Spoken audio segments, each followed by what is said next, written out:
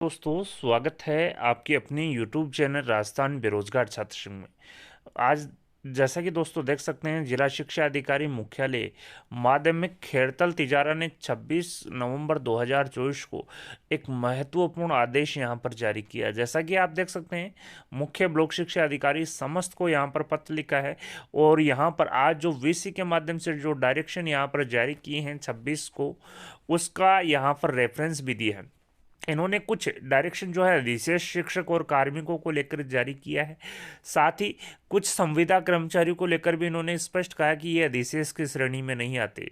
आप देख सकते हैं, इन्होंने कहा कि उक्त पत्रों की पालना में निर्देशित किया जाता है कि अधिशेष शिक्षकों और कार्मिकों की पूर्व में तैयार सूची को आज दिनांक 26 नवंबर 2024 को वीसी में प्राप्त दिशा निर्देशानुसार अपडेटेड कराया जाकर 27 नवंबर 2024 दोपहर 12 बजे तक संस्थापन प्रभारी के साथ भिजवाया जाना सुनिश्चित करें।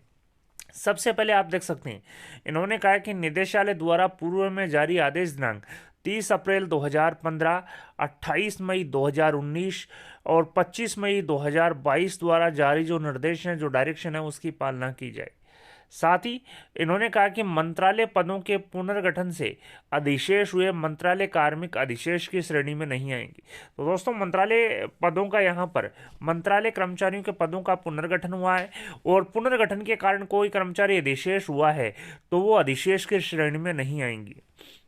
साथ ही महात्मा गांधी राजकीय विद्यालय से अधिशेष पूर्व में चयनित अध्यापक का विशेष विवरण में स्पष्ट उल्लेख यहां पर करें। तो दोस्तों, महात्मा गांधी राजकीय विद्यालय से अधिशेष पूर्व में चयनित जो अध्यापक हैं, उसका विशेष विवरण की जो श्रेणी है उसमें स्पष्ट उल्लेख होगा। पंचायत शिक्षक सहायक पीओ के अधीन ही पूर्व की भांति कार्यरत रहेंगे, अधिशेष की श्रेणी में नहीं आएंगे। तो दोस्तों, जो पंचायत शिक्षक हैं वो यहाँ पर इनको लेकर डायरेक्शन स्पष्ट किया है कि पंचायत जो शिक्षक हैं सहायक पीओ के अधीन पूर्व की भांति कार्यरत रहेंगे और अधिशेष जो है उसके सरप्लस कैंडिडेट की श्रेणी में नहीं आएंगे। विद्यालय में किसी भी विषय का नामांकन शून्य है तो संबंधित विषय का कार्मिक अधिशेष माना जाएगा। साथ ही नव कर्मोन्नत विद्यालय से विधवा, परित्यक्ता, गंभीर बीमारी से ग्रसित कार्मिक को अधिशेष नहीं किया जाकर अन्य कार्मिकों को अधिशेष करें। यदि पद समाप्त हो गया तो उक्त कार्मिक को अधिशेष करें। तो दोस्तों, इन्होंने स्पष्ट कहा कि कोई गंभीर बीमारी से पीड़ित है, कोई विडो लेडीज है, डाइवोर्स लेडीज है, तो ऐसे कार्मिक को अधिशेष नहीं माना जाएगा। अन्य जो कनिष्ठ कार्मिक हैं उनको अधिशेष करेंगे, लेकिन अगर पद ही समाप्त का हो गया है संबंधित कार्मिक का तो वो अधिशेष यहाँ पर रहेगा। साथ ही महात्मा गांधी राजकीय विद्यालय से संविदा कर्मी अधिशेष की श्रेणी में नहीं आएंगे। तो दोस्तों, न तो पंचायत शिक्षक अधिशेष की श्रेणी में आएंगे, न ही महात्मा गांधी राजकीय विद्यालय में कार्यरत जो संविदा कर्मचारी हैं वो अधिशेष की श्रेणी में आएंगे। ब्लॉक की पंचायतवार विद्यालय की सूची यहाँ पर भिजवानी है।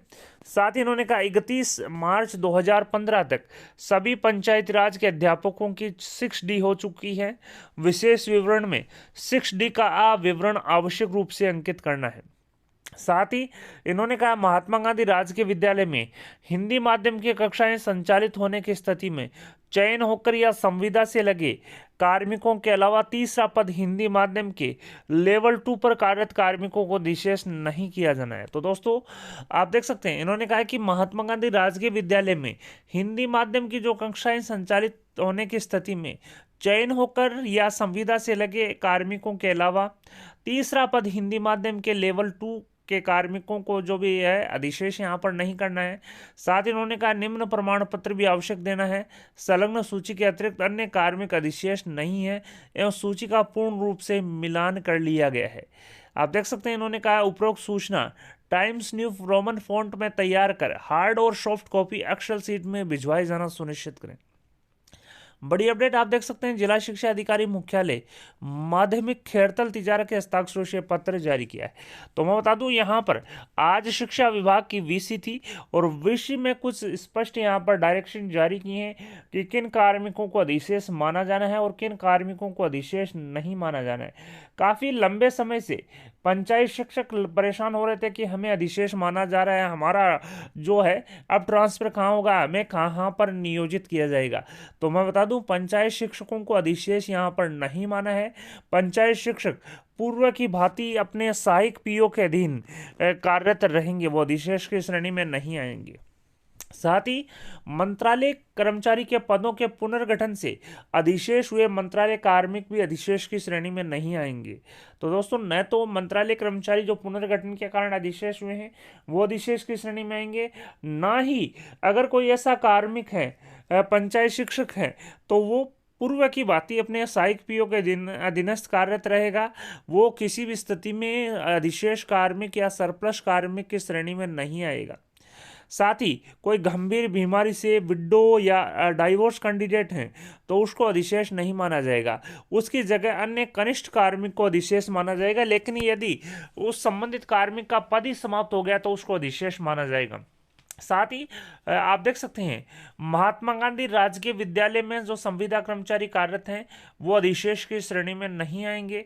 साथ ही अगर किसी विद्यालय का नामांकन शून्य है, विषय का नामांकन, अगर मैं एग्जाम्पल दूं कि मैं विज्ञान का टीचर हूं, साइंस का टीचर हूं और साइंस में यहाँ पर 0 नामांकन है, तो मेरा जो पद है वो समाप्त हो जाएगा और मुझे अधिशेष माना जाएगा।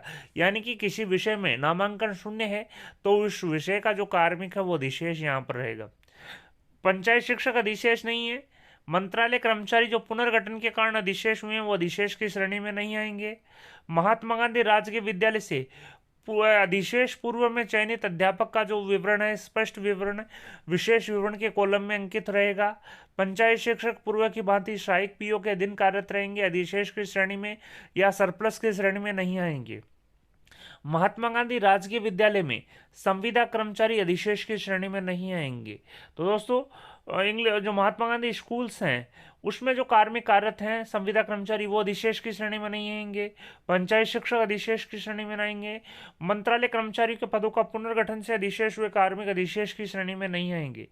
साथ ही साथ इन्होंने कहा है अगर यहाँ पर जो प्रमाण पत्र है वो भी आपको आवश्यक रूप से देना है कि उक्त सूची के जो संलग्न सूची है के अतिरिक्त अन्य कोई भी कार्मिक अधिशेष नहीं है और सूची का पूर्ण रूप से मिलान यहाँ पर कर लिया गया है।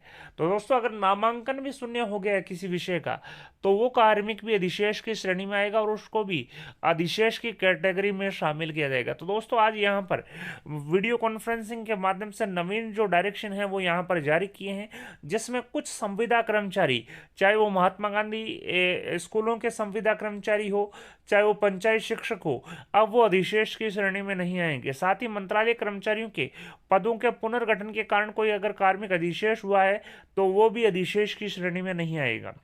वीडियो पसंद आए तो अपने दोस्तों के साथ लाइक और शेयर करना न भूलें।